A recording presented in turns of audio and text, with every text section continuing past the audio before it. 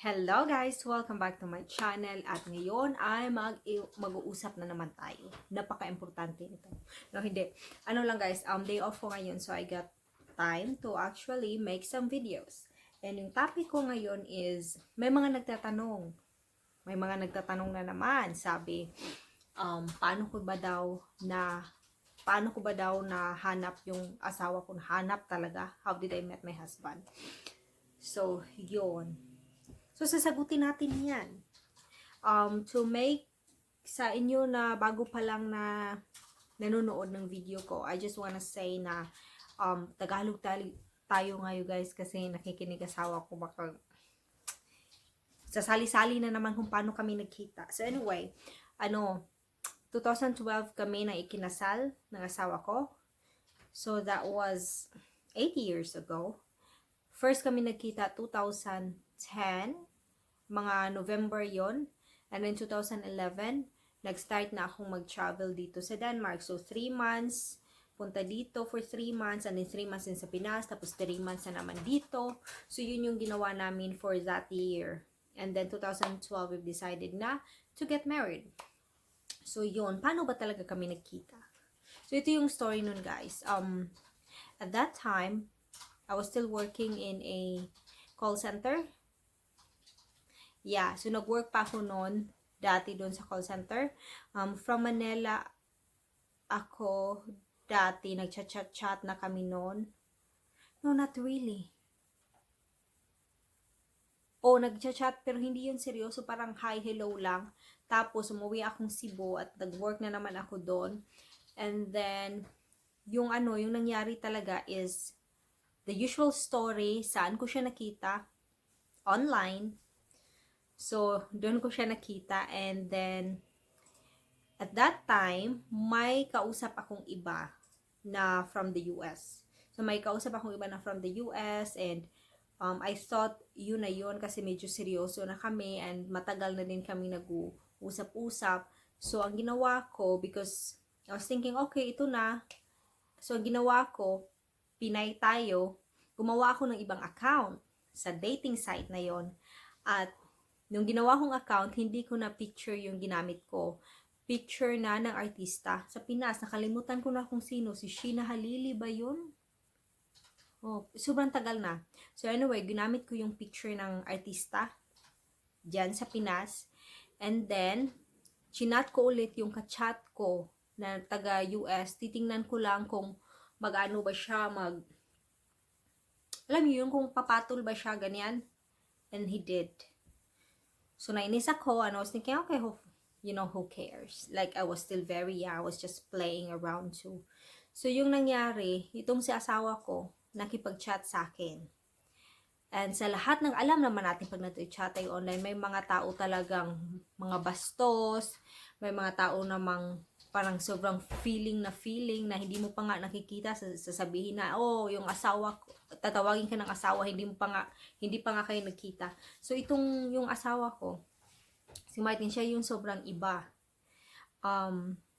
So, you have to remember na I was using my fake account. So, nagchat-chat kami. So, yung, nagtitingin-tingin na naman siya dito. So, yun. So, nagchat-chat kami using my fake account. Tapos, yung conversation talaga sobrang wholesome. Alam niyo yung, alis ako ngayon, I have to pick up my kids, or nagluluto ako ng pagkain pa sa mga anak ko. Hiwalay na siya, obviously, hiwalay siya sa ina ng mga anak niya, and they got time na a week there and a week here, parang ganun. So, yun yung mga usapan namin, yung pagkain, anong ginagawang pagkain niya, ganyan. So, isip ko, boring naman ng taong to, Pero, he's different, kasi yung iba naman kasi yung nakaka-chat mo, parang ang babastos-bastos. So, pero nasa sayo na din yan kung papatol ka. Ako, hindi ako pumatol sa mga ganon. So, anyway. So, yun, hurt pa ako. Tingin na naman siya. So, anyway, so medyo na-hurt pa ako noon. So, parang hindi ko na sineryoso. Kasi yung ina-expect ko na seryoso, hindi naman pala seryoso. So, yun. So, napag-chat ako sa asawa ko. Ngayon. And then, it was just really friendly. Hello, how are you? Blah, blah, ganun-ganun lang. And then, after noon, nag-ask siya ng email ko, ako din, so nag-exchange kami ng email, and then, after nun, exchange messages kami through email na, tapos naging busy na din ako sa work ko, and nakalimutan ko na nga, he knows me pala, dun sa fake na picture. So, in short, na-catfish ko siya. So, yun. So, ang nangyari is, so we're sending long messages, and then suddenly, he said that, magbabakasyon siyang Pinas kasi he got a friend na Danish din na doon na nakatira sa Pinas. So, he got invited, bibisita siya sa Pinas. At the same time, pwede ba kami magkita? Then, I was like, oh, okay, this is becoming serious. Pero, iniisip ko naman, ako at yung artista na nilagay ko doon sa picture, magkahawig naman. So, iniisip ko lang, puti naman to, baka, kasi ako, dati yung lahat ng puti, feeling ko, magkamuka lang lahat. So, sa tingin ko, siya, yung lahat siguro ng Asian, magkamuka lang din. So, sa tingin ko, hindi niya masisi yung difference na iba pala yung picture ko dati dun sa account na yun at iba yung original. So, anyway, when he said, there's a date na pupunta siya, ganyan, ko, okay. So, kinabahan ako ng konti. Pero tinuloy ko pa rin kasi parang nagkapalagayan na kami ng loob, and he's starting to, show his, show his personality na fun pala siya. So, ang nangyari, so, I think a week ata before siya pupuntang Pinas, so he said na mag-exchange ka ng picture, ganyan. So, pinadala ko na yung original picture ko. Tapos, sabi niya, pag ganun talaga siya, parang hindi naman to the same, parang hindi talaga to the same, parang iba yung picture dati, at iba yung picture. Tapos may friend siya na, like, he knows what's going on, ganyan. So, he showed the picture of me dun sa friend niya, at kinumpare dun sa dating picture na nandun sa account na fake. Ginanon, sabi, sa tingin mo, magkamukha ba? Isang tao lang ba ito? Tapos sabi ng friend niya, definitely not. So, yun yung nangyari. Pero, I mean, there's no promises between us. Lang na, hindi nga kami boyfriend-girlfriend. We just talk online, and pag pumunta siyang Pinas, let's see what's gonna happen. So, yun lang. There's no like, where are this and that? Kasi hindi naman talaga natin alam ang mangyayari in real life, di ba? Pag nagkita na iba yung online, tapos iba din yung real life. So, walang promises, nothing. We're just friends. So, yon. So, ako naman natawa pag sinabi niya na parang, you look different. Then, sa previous na sabi ko nga, yeah, I look different because it's not the same picture. So, ginanong ko, yeah, it looks different.